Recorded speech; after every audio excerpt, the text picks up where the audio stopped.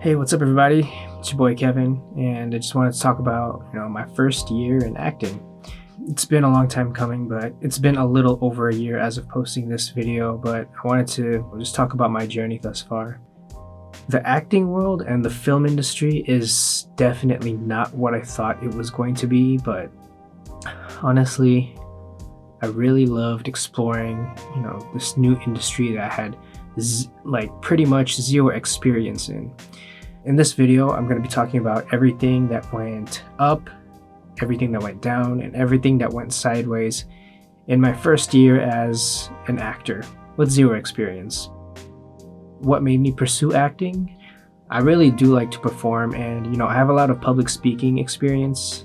I was part of an organization called the Public Speakers Association, and they're based here in Las Vegas. And in addition to that, I do presentations for SCORE as someone who gives insights in marketing and websites and AI. So it's not like I wasn't used to talking to a camera for an extended period of time. In addition to that, I really wanted to just, be on a stage or even be in front of a camera, but I know I couldn't keep dancing with the way things are. And if you guys know me, you guys know that I have a lot of experience with dance, specifically with b-boying and hip-hop dance. But I know deep in my heart that's not something that I could continue to do long term. There's really high risk and very low reward, and it's really tough finding consistent work, as a b-boy or solely doing hip-hop dance. And I don't even do it professionally. I learned how to dance through YouTube videos and hanging out with my friends, so it's not like I could compete with a lot of the top performers already out there. And in addition to that, there's a lot of people on TikTok who are dancing and they make way more money and need way less skill than typical street dancer or someone who's professionally trained would probably need to in order to make any money with dance.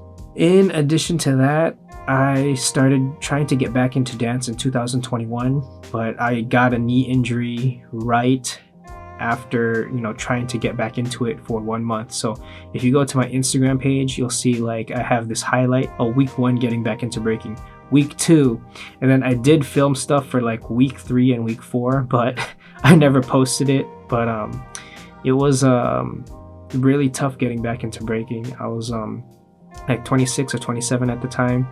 I don't try to consider myself as someone who's injury prone, but after you do certain movements for a while, it becomes really taxing on your body, and you're prone to more injuries even after doing something even if it's low impact or just hitting the same spot on your body over and over again. It's tough being a dancer for sure. So with that said, I knew that I still wanted to perform. I wanted to do something less risky than dancing. And if you guys know me, you guys also know that I'm part of a taiko group, Karabo Taiko, but I'm not a professional taiko player by any means. And the gigs we get, although a lot of them do pay us, it's not something that I feel like I could do professionally, just because the people who are out there have been doing it way longer than I have, and even they have issues getting paid, having a consistent income as taiko performers. So although I do love taiko and I still do it, I kind of figured that that's not really a path that I wanted to do if I wanted to continue to perform. That led me to my decision to pursue acting, or at least see what the industry is about. And when I first started looking into it, the biggest question I asked myself was, would I have to move to LA in order to start acting? I had no idea how significant the film industry was in Las Vegas. I should have, because there's so many cool places that people can film here. There's the Strip, there's downtown, you have Mount Charleston, you have Red Rock Canyon, you have everything in the valley in between the mountains and on the street. There's Henderson, there's North Las Vegas, so many different places that you can film. So when I learned that the film industry was still prevalent here, gave me a little bit of hope. And what made me decide not to move to LA or to not take any action was when I went to my 10-year high school reunion. I met up with my friend Key, and she told me a little bit about her modeling. She told me that, she works in LA, but, she just takes a flight, or she used to drive there too. And, I figured, if she does that back and forth, and her having at the time her fiance and, having a kid, I thought to myself, why can't I do something similar to that? Of course, Key is a model, and I was not really getting into modeling, but modeling, acting, they kind of, are intertwined, more or less. But so when she told me that, it gave me a little bit of hope, and she said to me, you should check out this website, Casting Networks. So I decided to make an account finally, and when I was signed up for an account, I had no idea that there's so many details that you have to put about yourself. For example, like, I knew that people could act with different accents, English accent, American accent, Spanish accent, stuff like that. So you have to film or record yourself doing those things so you could prove to the casting director that you can indeed do those skills. And I actually didn't know that there were different acting techniques. So when I got to the part of the sign up that said, "Oh, what techniques do you know?" I was like, what the hell is a Meisner? What's a method? So I looked up some of them at first, and I'm like, okay, I think I know Stanislavski, but I never actually studied any acting. Now I know that what I do is not necessarily that technique, and I was actually more of like a method actor at the time of signing up. I've now widened my horizons, and like, I'm getting into the Chubbuck technique. But at the time, I had no idea that there were so many different techniques at all. But at the end of the day, I learned that, all those different techniques bring you to the same place. After figuring out, what talents I could put on my profile, what accents I could do, and like measuring my waist size, my arms, my neck, and getting all my measurements down, I learned that I needed headshots. That's where my boy John of Devera Imagery came in clutch. He took pictures of me before, but not necessarily for acting. I made his website, so he helped me out with some photography at one point, and he took some headshots of me. So I asked John again, and we did a photo shoot at his house. So we scheduled something, and I brought a bed sheet, something to hang a backdrop, and he took pictures of me in his house. Really clutch. And they turned out okay. Yeah, thanks to John, I got my very first acting headshots. I now know what they should entail. So as time progressed, I knew that that would not be the last time that I would be seeing John for headshots. But as we continue to have our sessions this past year, they've gotten better and better. So shout out to John for helping me get my headshots. Once I finally got my measurements, I filled out my profile, and I got my headshots, I finally started to apply to some acting gigs. There's a lot of background work on Casting Networks. So my first real acting gig was in LA, and it was an AI shoot. At this AI shoot, it was really easy. They just had us do a bunch of exercises, and we had to record it on our iPhones so that we could send it to the casting director when we were done filming everything. And then, yeah, we got paid. I had to make like my very own acting invoice. I mean, I know how to make invoices, but I didn't expect that I have to send one as like an individual to the casting director. But it turned out, and it was pretty easy. I just used AI. My very first acting gig was super easy. It was just a couple of hours, and we got paid. And I said to myself, doing AI stuff, it pays decent. So I continued to do more gigs like that. And I also started to do background gigs as well.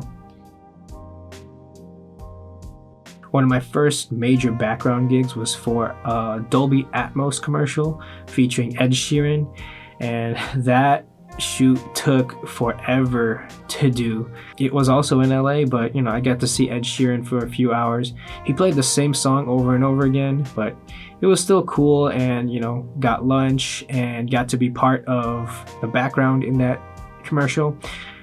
I don't think you could even see me in the commercial. I'll put a link to it somewhere. Yeah, it was a cool experience, and they paid us pretty well for overtime, so that was really nice. But there's a few things that I learned when you bump up production, where as opposed to my first gig where, you know, we are allowed to use our phones, we could talk to each other, and it was just in like a small studio. In this gig, I didn't know that they like to take people's phones away for proprietary reasons, and if they catch you with your phone, they kick you out. Yeah, the entire gig, I did have my laptop with me, but I did not have access to my phone, and it was really tough for me to communicate with people unless it was lunchtime and I was using my phone.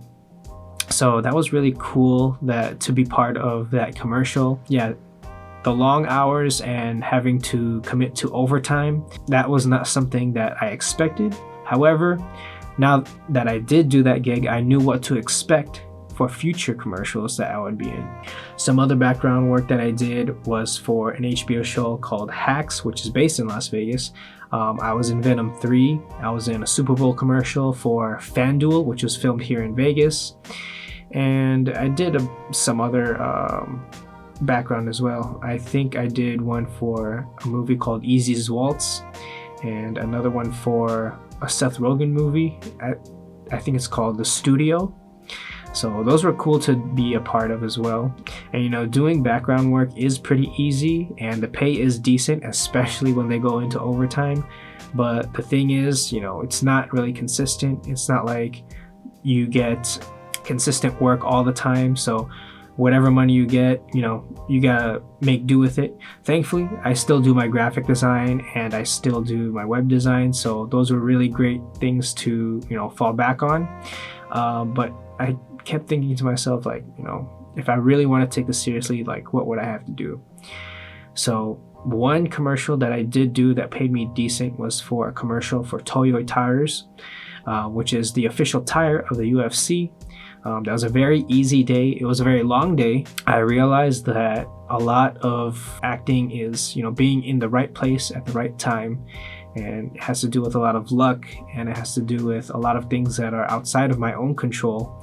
But when, you know, the dice roll is in your favor, it's great. But unfortunately, that doesn't happen every single time.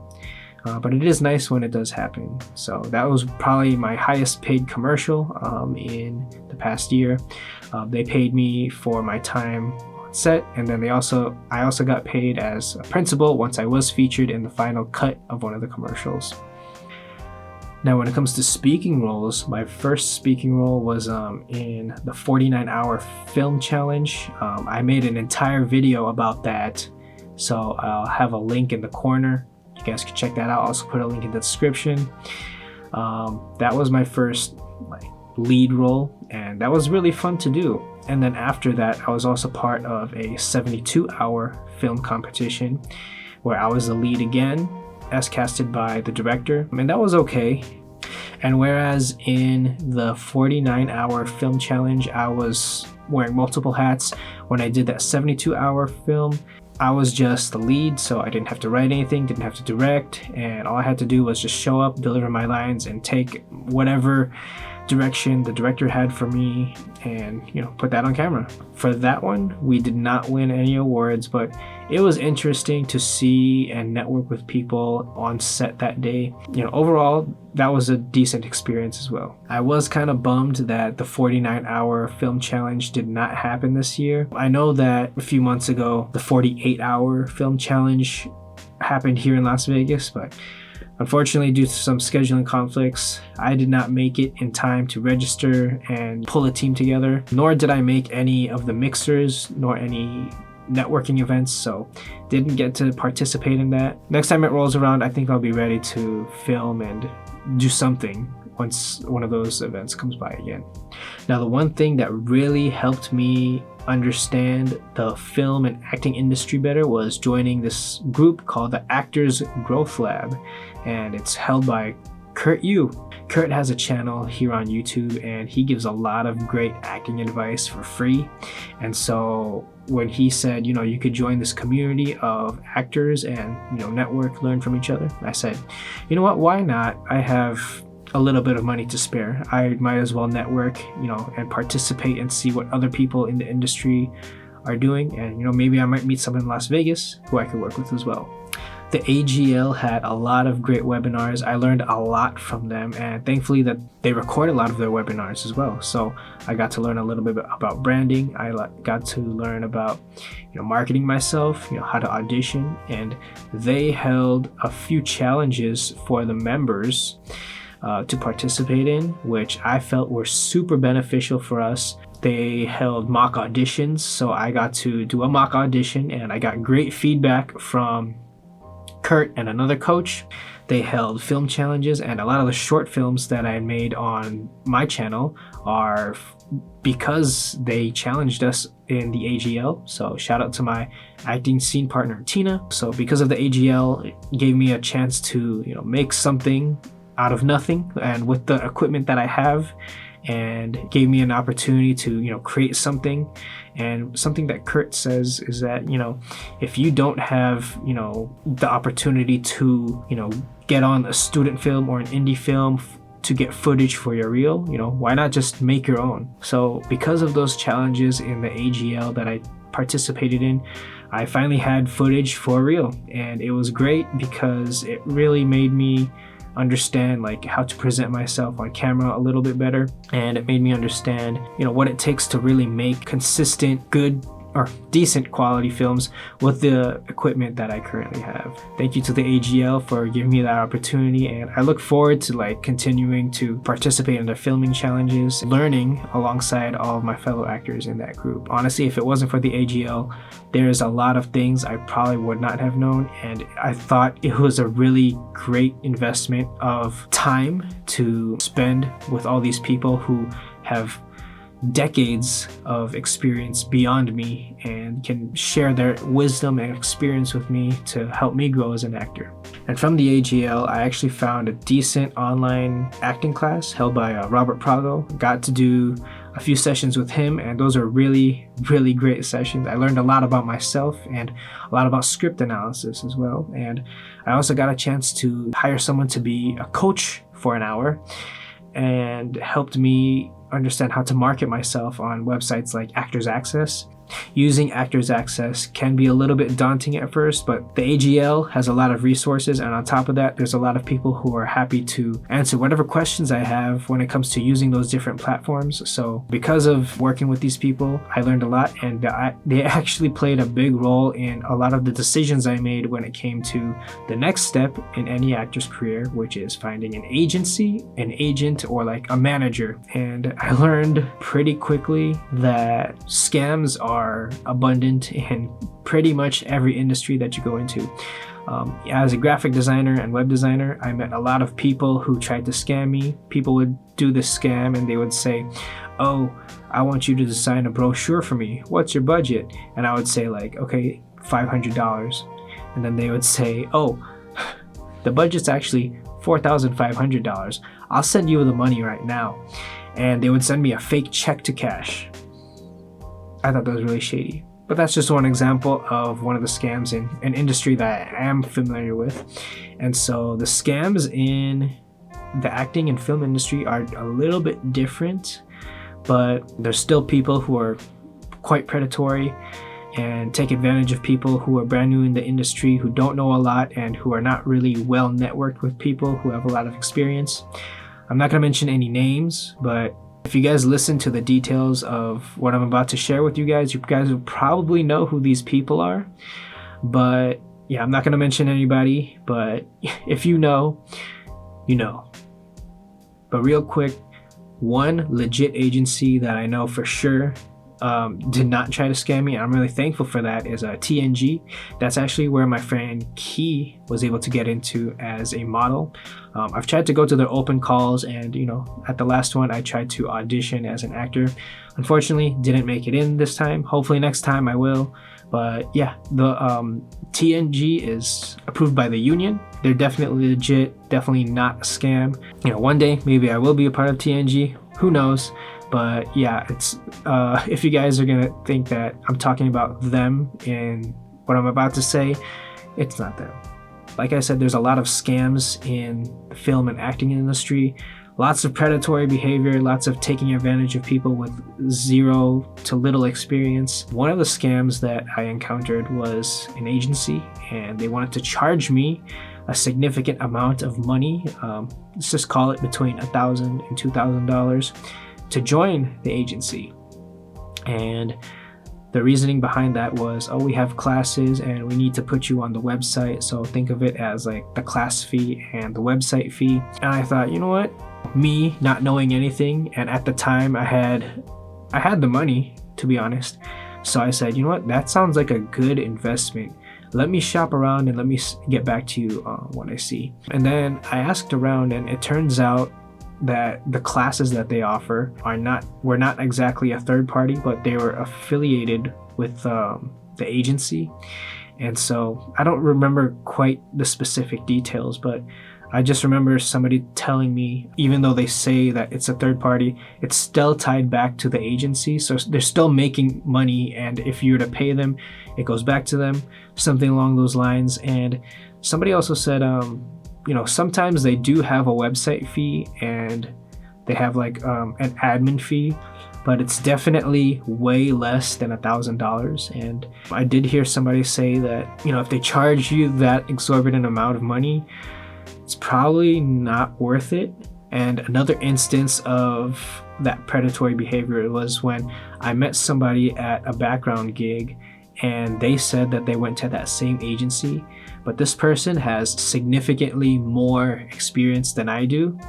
And for me, when they said, oh, let's give you classes, and so it's going to be the over $1,000 amount, I said, okay, you know what, that's fair. I'm new, I don't know anything about the industry, but they also charge that to everybody else who tries to get into that agency as well, including people who already do have experience. So when I learned that someone who has more experience than me would also have to be charged the $1,500, it seemed that it was just really disingenuous, and it didn't really fit logically with me. Like, why would somebody who needs 30 years of experience need the same classes that me, a beginner, would need? And why would they have to pay an exorbitant amount? I now know that agencies and managers make money when their talent makes money, and they make anywhere between like 10 to 20% of what their talent makes. And admin fees should not be $1,000. So yeah, that was a bullet dodged for me. But that wouldn't be the last of the scams that I would encounter.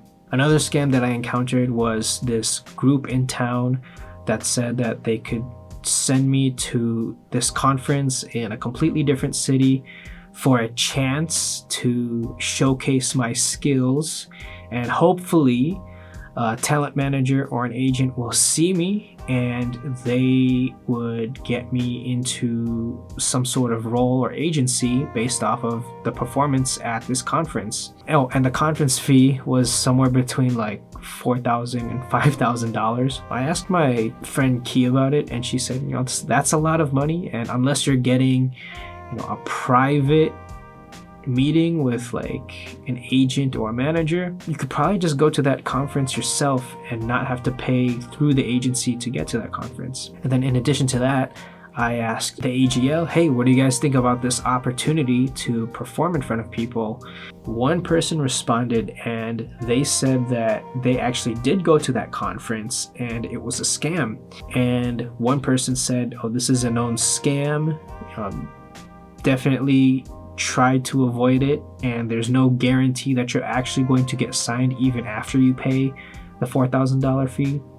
And another person said, hey, I actually did go to this conference as a child, and it was a scam in my parents' eyes because we didn't get any representation even after doing all the competitions. So I decided at that point, okay, I'm definitely not going to get into this conference at all. And what was really crazy was that at that point, when they invited me to get into that conference, I had only been acting for about 6-7 months perhaps, and they were just gassing me up. They're like, oh, you have a really good marketable look, the audition you had was really, really great. And I personally feel that I did okay in the audition that they held, and I don't think that I look bad. But for them to gas me up and try to flatter me with their words, it just didn't seem right, and it just seemed like they're trying to kiss my ass for some money that was going to go back to them and not necessarily help me in the conference. And so just investing $4,000 just for a chance to be seen by agents or some managers that I probably would never see again, it's not worth the investment, in my opinion. And then the next scam that I'm going to talk about, it was when I got a supposed manager in town, but this person was just definitely not professional from the get-go. There's a lot of red flags to begin with, and I definitely should not have signed with this person at all. There were typos in the contract. Communication was just really, really bad. And this person was sending me to gigs that weren't even being paid.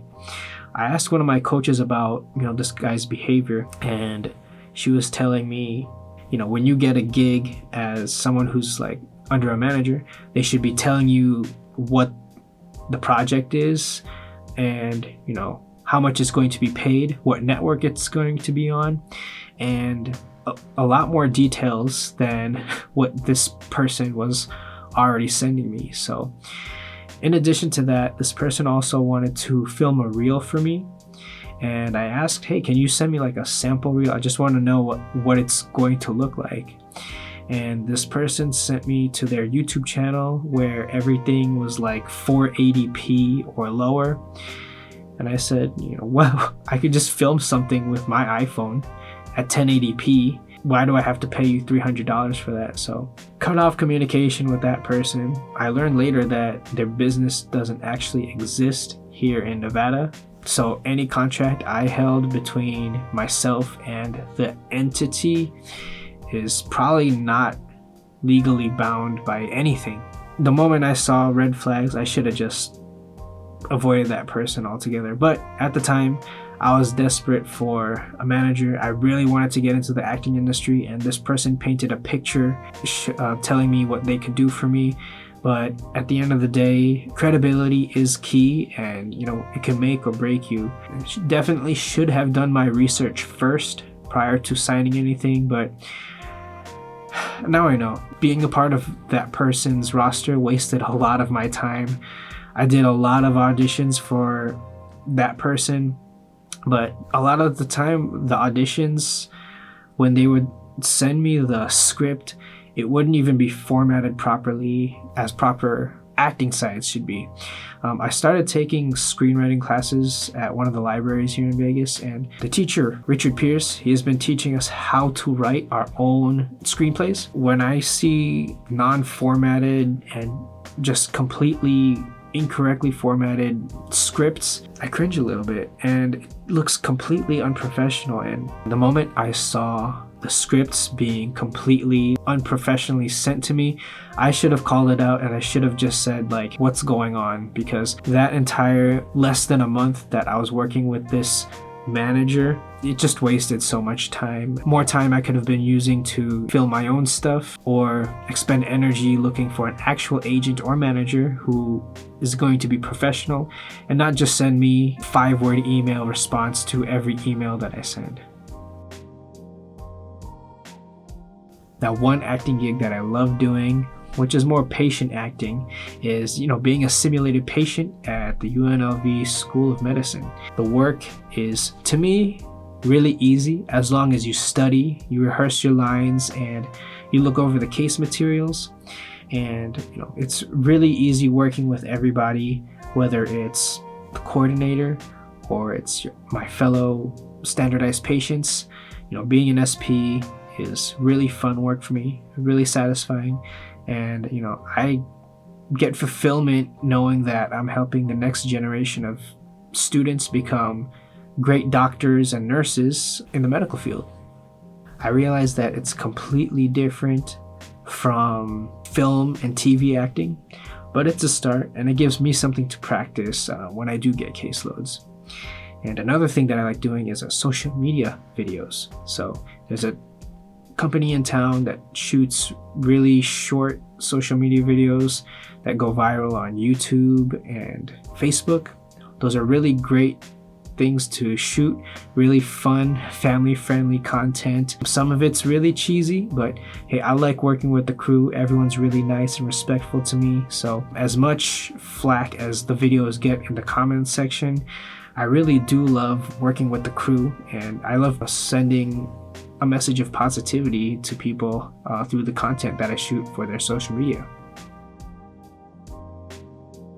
So in addition to being an SP at UNLV and doing these short social media videos, other things that you guys can expect me to do are more short films on this channel, and I have some other projects coming up soon that hopefully I can tell you guys about. I love doing background, especially when I know that it's going to be part of something huge or like significant in the TV or film space. And although I am waiting for my big break, I feel where I'm going now is going in the right direction. And it is a struggle sometimes because sometimes you get a lot of gigs back to back to back, and then sometimes there's just a dry spell. It has to do a lot with what production is going on with and what's hot or trending and what people want to produce at the time. But being an actor, even a background actor, it's really fun work and it's really satisfying to do. And being an actor is something I really look forward to doing. And although I know I have a lot of work to do for myself when it comes to studying, auditions, and becoming a better overall actor, I feel like where I am now in life is definitely where I should continue to strive to go. So when it comes to the film and acting industry, it's a completely different industry than I thought it would be. Watching something versus producing something is a completely different story. I have a huge and tremendous, profound respect for everybody who's in the film and acting industry, because there is a lot that goes on behind the scenes that I had no idea about, and it's actually opened some new horizons for me. Not just as an actor, but producing these short films with my friends, it's made me play the role of an editor, it's made me play the role of a director, and it's given me an opportunity to write stories as small screenplays and really understand what it takes to really tell stories. And that's what I really like about making my own stuff. So although it's going to be a while, I feel, until I get some huge Hollywood role, being able to film my own things and tell stories, I think that's one aspect of it that I didn't realize that I would enjoy so much. Like I mentioned in the beginning, I do like public speaking and I do love performing in front of people, but one thing that I really learned about myself is that I understand how meaningful it can be when you tell your own story, or you help somebody tell theirs. And that's something I really look forward to doing, is creating more content for you guys to watch and tell stories, fictional, based on real life, based on fiction. And that's really something, it's really satisfying to know that I could share ideas, or I could evoke certain emotions or thoughts within people just by being in front of a camera and acting. So yeah, I'm sure there's a lot of details that I missed out on. If there's anything you guys want to learn more about, tell me in the comments. Acting this past year has been a crazy journey, and it's a path that I didn't think I would take, but it is one that I want to continue walking on. Yeah, I want to continue to make content. Like I said, you guys are going to see a lot more of my friends. You guys are going to see Leo, Tina, and some other people that I want to film with as well. I love creating content and telling stories, and I hope that you guys could get inspired to tell your own stories. So yeah, that's pretty much the gist of how everything went down this past year for me as an actor. I met a lot of great people. So yeah, if there's any aspect of my story that you guys want to learn a little bit more about, leave it in the comments and I'll be happy to take a look. I could go into further details about a lot of the things that I talked about in this video. So yeah, that's pretty much it. I hope you guys enjoyed the video. Yeah, don't forget to subscribe and like for more content, and yeah, I look forward to sharing more with you guys in the future.